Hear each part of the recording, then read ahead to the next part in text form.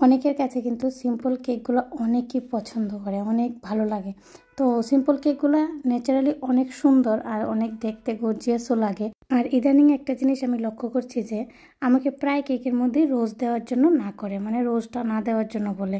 তো আমি দিই না, নর্মাল সিম্পল কেকগুলোই কিন্তু পছন্দ করে আর ওইগুলাই কিন্তু অর্ডার দিয়ে যায়। অনেকে তো এরকম আছে যে শুধু ফিনিশিংটা দিয়ে দেওয়ার জন্য বলে, ডিজাইনটা লাগবেই না বলে, একদম সিম্পল রাখতে বলে। তো যাই হোক, যে যেভাবে চাই সেভাবে কিন্তু আমরা বানিয়ে দিই। তো আমি কিন্তু আজকের কেকের ডিজাইনটা একদম শুরু থেকে শুরু করেছি, প্রথম থেকে শুরু করেছি কীভাবে আমি কেকের মধ্যে সোক করেছি। আর আমার ভিডিওগুলোর মধ্যে কিন্তু সবগুলো এরকমই থাকে, প্রায় ভিডিওই আমি একদম শুরু থেকে সবটা ডিজাইন তোমাদের সাথে শেয়ার করি। তো আমি এখন একটু তাড়াহুড়ো করে নিচ্ছি, কারণ স্টেপ যেহেতু একরকম, তার জন্য কিন্তু আমি একটু তাড়াহুড়ো করে বানিয়ে নিলাম। তো তোমরা দেখতেই পারলে আমি কিভাবে ক্রিমগুলোকে সেট করেছি আর স্পঞ্জগুলোকে সুগার সিরাপ দিয়ে সোক করেছি। তো আমি এখন কিন্তু ক্রাম কোটিং করে নিচ্ছি। ক্রাম কোটিং করে আমি রেস্টিংয়ের জন্য ফ্রিজে রেখে দেবো কিছুক্ষণের জন্য। কেকটা সেট হয়ে যাবে, তারপর কিন্তু আমি ডিজাইন দেব। তা না হলে কিন্তু কেকটা অনেকটাই নরম থাকে আর ফিনিশিংটা দিতে কিন্তু সমস্যা হয়।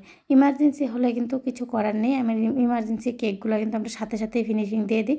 যেহেতু আমরা ঘরে কেক বানাই, যারা যারা ঘরে কেক বানান সবার জন্যই বলছি, তারা জানে যে তাড়াহুড়ো করে কেক বানাতে হলে আমাদের অনেকটাই সমস্যা হয়, কিন্তু কিছু করার নেই।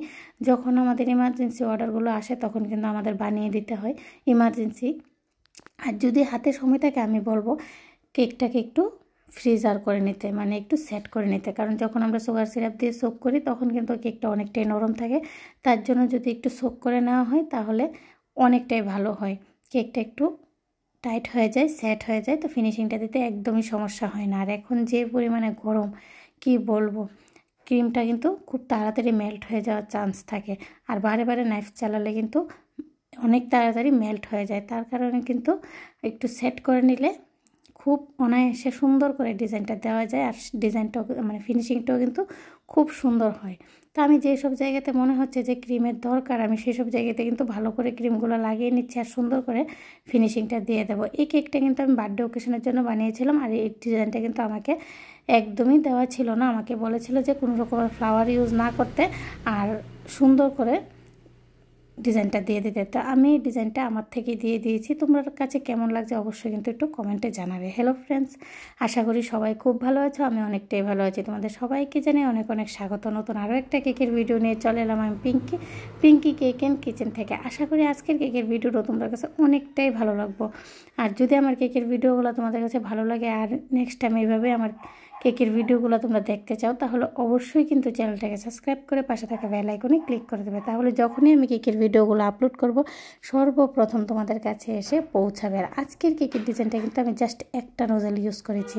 তো আমি তোমাদের সাথে শেয়ার করেছি আমি কোন নোজেলটা ইউজ করেছি, যেহেতু নোজেলটার মধ্যে কোনো রকমের নাম্বার ছিল না, তাই আমি তোমাদের সাথে শেয়ার করে দিয়েছি। আশা করি তোমরা বুঝতে পেরেছ। আর এখন কিন্তু হোয়াইট কালারের ক্রিম দিয়ে প্রথমে আমি পুরোটার মধ্যে ফ্লাওয়ারগুলো বানিয়ে দিচ্ছি নোজেলের সাহায্যে।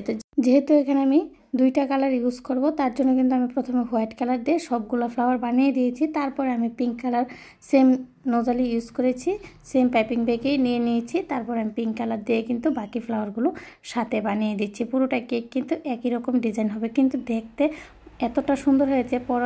তোমরা ডিজাইনটা পুরোপুরি কমপ্লিট হয়ে গেলে অবশ্যই বুঝতে পারবে খুবই সুন্দর একটা ডিজাইন। তোমরা যদি এখানে ফ্লাওয়ারগুলো আরেকটু ছোটো ছোটো বানাতে চাও তাহলে নোজেলটা একটু ছোটো সাইজের নিলেই কিন্তু চলবে।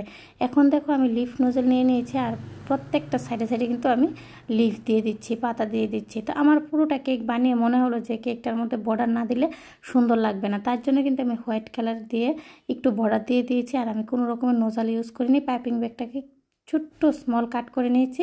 তারপর কিন্তু আমি বর্ডারটা দিয়ে দিয়েছি। দেখো একদম সুন্দর করে মতি করে বর্ডারটা দিয়ে দিচ্ছি। খুবই ভালো লাগে এই বর্ডারটা আমার থেকে। তো বর্ডারটা দেওয়ার পর দেখবে কেকের ডিজাইনটা অনেকটাই হাইলাইট হয়ে গেছে আর দেখতে অনেকটাই ভালো লাগছে। তো দেখো একটু বর্ডার দেওয়া হয়েছে, এখনই কেকের ডিজাইনটা কিন্তু অনেকটাই ভালো লাগছে। তারপরে কিন্তু আমি এখানে একদম ছোটো সাইজের 0 সাইজের যে সিলভার কালারের সুগার বলগুলো হয় সেগুলো কিন্তু আমি পুরোটা কেকের মধ্যে দিয়ে দেবো। বার্থডে টপারটা লাগিয়ে নামটা লিখে দেবো। এখানে তোমরা চাইলে গোল্ডেন কালারও ইউজ করতে পারো, অন্য বাকি যে কোনো কালার ইউজ করতে পারো, কিন্তু আমার তো মনে হয়েছিল যে সিলভার কালার ইউজ করলে মনে হয় অনেকটাই ভালো লাগবে, তার জন্য কিন্তু আমি সিলভার কালারটাই ইউজ করেছি। তো আমার কেকের ডিজাইনটা কিন্তু একদম রেডি। অবশ্যই কমেন্টে জানাবে কেকের ডিজাইনটা তোমাদের কাছে আজকে কেমন লাগলো। আজকের মতো এই পর্যন্তই। নেক্সট টাইম নতুন আরও একটা কেকের ভিডিও নিয়ে তোমাদের সবার সাথে আবারও দেখা হবে। সবাই খুব ভালো থেকো, সুস্থ থেকো আর অনেক অনেক আনন্দ থেকো। আর ধৈর্য সহকারে নিজের সময়টা দিয়ে আমার এই ভিডিওটা দেখার জন্য তোমাদের সকলকে জানাই অসংখ্য অসংখ্য ধন্যবাদ। আর তোমাদের সবাইকে জানাই রাধে রাধে। কালকে আবারও দেখা হবে।